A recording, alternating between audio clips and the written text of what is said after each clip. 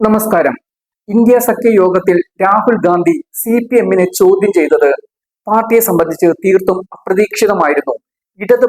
ഇടതുപക്ഷമല്ലാതായി മാറി എന്നാണ് കഴിഞ്ഞ ദിവസത്തെ യോഗത്തിൽ രാഹുൽ ആരോപിച്ചത്. ഇടതുപക്ഷത്തെ പ്രതിനിധീകരിച്ചാണ് CPM എത്തിയത്. എന്നാൽ നിങ്ങൾ ഇടതുപക്ഷമല്ല എന്നാണ് രാഹുൽ പറഞ്ഞത്. ഇടതുപക്ഷമല്ലാതായി എന്ന് രാഹുൽ ആരോപിച്ചപ്പോൾ യോഗത്തിൽ അതിന് CPM-ന് മറുപടി പറയേണ്ടി വന്നു എന്നതാണ് ലജ്ജാകരമായ കാര്യം. BJP ബന്ധം ആരോപിച്ച് CPM-ന്റെ അസ്തിത്വം തന്നെയാണ് രാഹുൽ ഗാന്ധി ചോദ്യം ചെയ്തത്. ഇന്ത്യ സഖ്യത്തിന്റെ സഹകരണ മനോഭാവത്തിന് നിരക്കാത്തതാണ് കേരളത്തിലെ തിരഞ്ഞെടുപ്പ് പ്രചാരണത്തിൽ രാഹുൽ ഗാന്ധി ഉൾപ്പെടെയുള്ള കോൺഗ്രസ് നേതാക്കൾ നടത്തിയതെന്ന് യോഗത്തിൽ ജോൺ ബ്രിട്ടാസ് ആരോപിച്ചതിന് മറുപടിയായാണ് രാഹുൽ ചുട്ട മറുപടി നൽകിയത്. ഇടതുപക്ഷത്തിന്റെ ഡീലുകൾ എല്ലാം മനസ്സിലാക്കിയായിരുന്നു ഈ പ്രതികരണം. CPM-ന്റെ മോദി പേടിയെക്കുറിച്ചും രാഹുലിന് നല്ല ധാരണയുമുണ്ട്.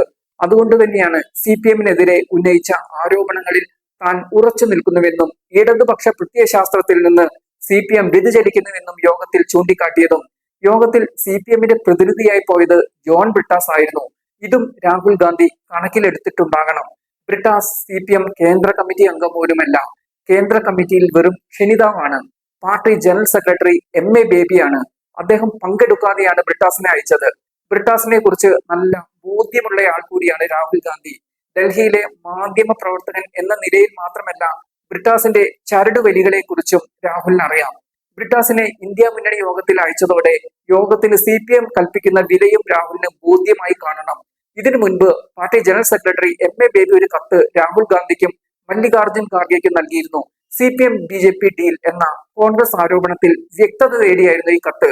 കഴിഞ്ഞ തെരഞ്ഞെടുപ്പ് സമയത്ത് കോൺഗ്രസ് ദേശീയ അധ്യക്ഷൻ മല്ലികാർജുൻ ഖാർഗെയും പ്രതിപക്ഷ നേതാവ് രാഹുൽ ഗാന്ധിയും പ്രിയങ്ക ഗാന്ധിയും അടക്കമുള്ള നേതാക്കൾ കേരളത്തിൽ പ്രചാരണത്തിനെത്തിയിരുന്നു. ഈ പ്രചാരണത്തിൽ CPM BJP ഡീൽ എന്നിവർ ചൂണ്ടിക്കാണിച്ചിരുന്നു. പിണറായി വിജയൻ മോദിയുമായി ഡീലുണ്ടാക്കി.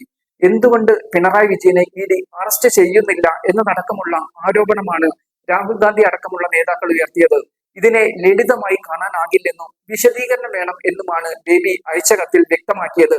യോഗത്തിൽ നിന്ന് MA ബേബി വിട്ടുനിൽക്കുകയും ചെയ്തു. നിലവിൽ ഇന്ത്യ സഖ്യത്തിന്റെ അവസ്ഥ പരിതാപകരമാണ്. സഖ്യത്തിലെ പ്രധാന കക്ഷിയായ DMK-യെ ഒഴിവാക്കിയാണ് തമിഴ്നാട്ടിൽ കോൺഗ്രസ് TVK ഭരണത്തിന്റെ ഭാഗമായത്. ഇതോടെ DMK ഇന്ത്യ സഖ്യം വിട്ടിരിക്കുകയാണ്. പണ്ടേ ദുർബല, ഇപ്പോൾ ഗർഭിണിയും എന്ന അവസ്ഥയിലാണ് ഇന്ത്യ സഖ്യമെന്ന് CPM-ന് അറിയാം. അതുകൊണ്ട് തന്നെയാണ് ദേശീയ തലത്തിൽ ഒന്നുമല്ലാത്ത CPM കോൺഗ്രസിൽ നിന്ന് വിശദീകരണം തേടിയതും.